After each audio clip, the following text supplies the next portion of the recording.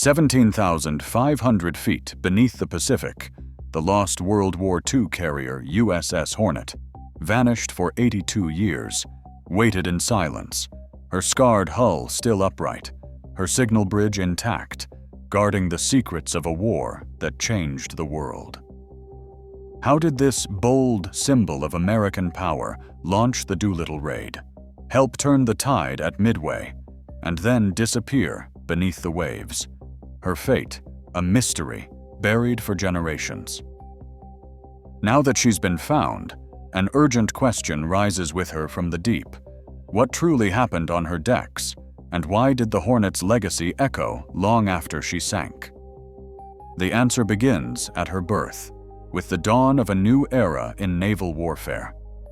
The story of the USS Hornet, a tale every American should know, begins in 1940 on the docks of Virginia.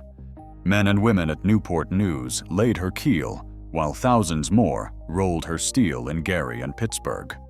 Bethlehem, Pennsylvania milled the fine tolerances of her guns. Skill and speed, those twin virtues, were poured into every rivet, every plate. By October 20th, 1941, uniforms crisp and backs straight, the officers and men of the Hornet assembled on deck to commission the Navy's newest carrier. She was built like a heavyweight champ. Everyone aboard knew it. 6 months later, Hornet's flight deck would play host to a secret that defied naval tradition.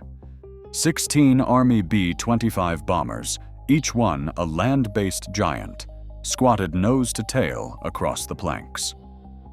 The men who lashed them down, Blue Jackets and Army airmen working elbow to elbow, knew the risks. No one had ever tried to launch bombers this size from a carrier at sea. Jimmy Doolittle, already a legend among pilots, led the raiders.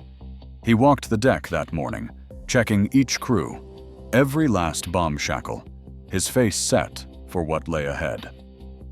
April 18th, 1942. Hornet turned into the wind, engines roaring, the deck pitching under gray skies. Every inch of space mattered.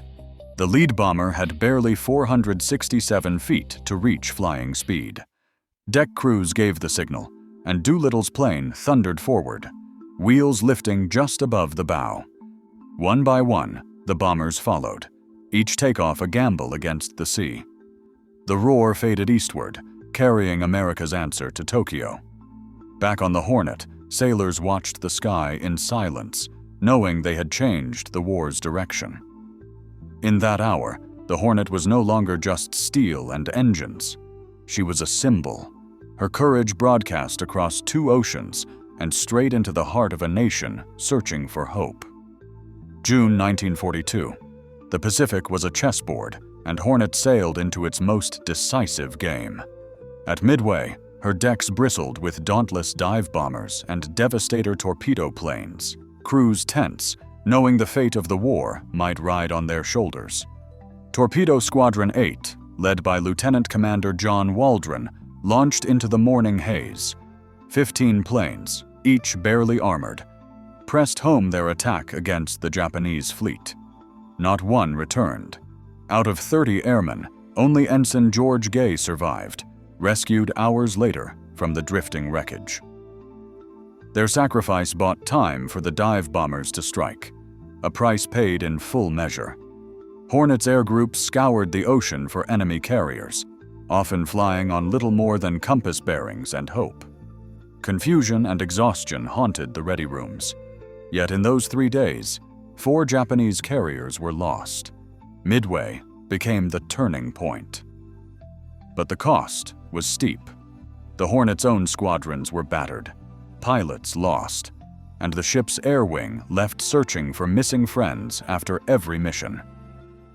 The months that followed offered no rest.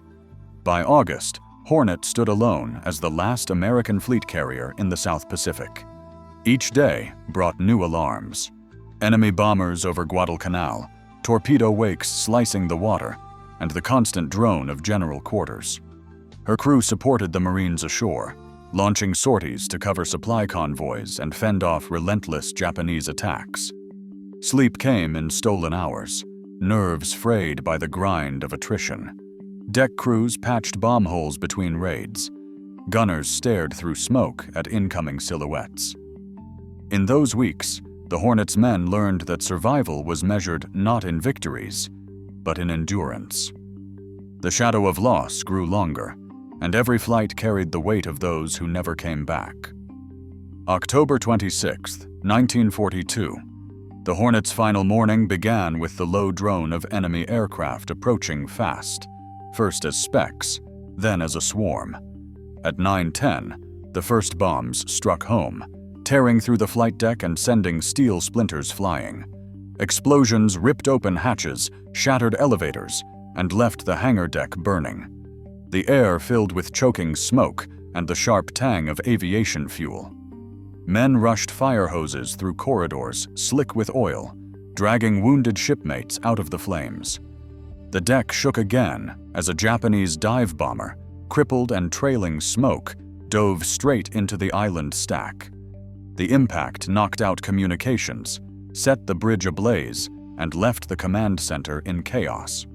Above, the signal bridge twisted under the heat, while below, engineering crews fought rising water in the dark, every compartment echoing with the roar of ruptured pipes and the hiss of escaping steam. Captain Charles P. Mason walked the battered decks, his uniform soaked and blackened. He called out orders, his voice steady over the din. Damage control teams crawled through knee-deep water, sealing off flooded compartments as best they could. Forward, the fires raged unchecked, licking at ammunition stores. The Hornet's list grew sharper with each passing hour. By midday, the power was gone. No lights, no radios, no pumps. The ship drifted helplessly, her guns silent, her air crews grounded. With enemy bombers circling for another attack and flames racing below, Mason made his decision. The order passed from mouth to mouth, abandon ship. Sailors scrambled to the rails, some helping the injured, others clutching life jackets. Many hesitated for a final look at the ship that had carried them through battle after battle. One by one, they plunged into the sea, scattered among burning debris and oil slicks. Destroyers moved in, braving the danger to pull men from the water. Mason stayed until the last, scanning the decks for any sign of life before stepping over the side himself. The Hornet, battered and blazing, was left alone on the Pacific, her fate now sealed by fire and salt water. Hornet drifted alone, battered but unwilling to yield. As dusk settled on October 26th, the last American sailors watched from destroyer decks while their ship floated, flames flickering from shattered hatches. Orders came down. She must not be left for the enemy. Destroyers. Mustin and Anderson circled, launching torpedo after torpedo, 9 in all, each meant to send her under.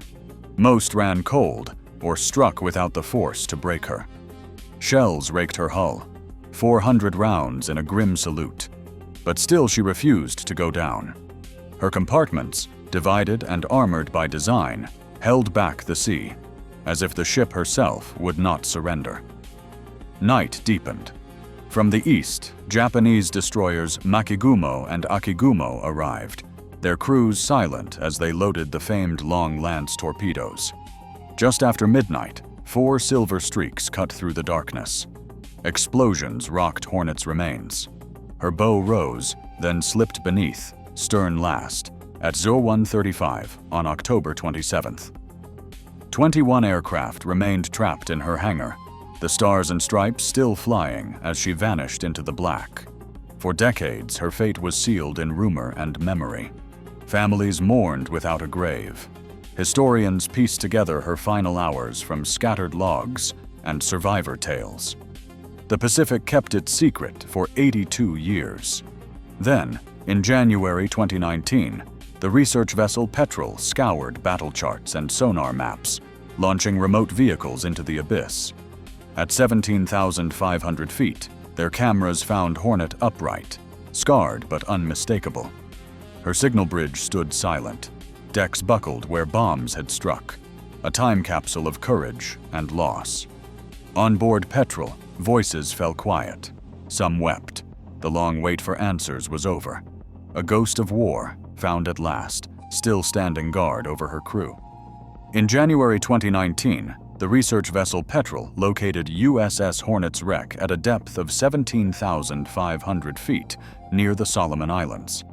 Her battered hull remains upright, a silent witness to the 140 men lost on October 26, 1942, during the Battle of Santa Cruz. The documentary traced Hornet's journey from her commissioning in 1941 through the Doolittle raid and Midway to her final fight and sinking. Despite 9 U.S. torpedoes and hundreds of shells, Hornet only slipped beneath the waves after Japanese destroyers delivered the final blows. Some details of her last minutes remain unclear, as wartime records and survivor accounts sometimes conflict, and parts of the official after-action reports are still classified. Yet the rediscovery of Hornet brings closure to families and historians, offering physical proof of sacrifice and endurance. Today, Hornet's story stands as enduring evidence of courage and the high cost of war, her legacy preserved both above and below the waves.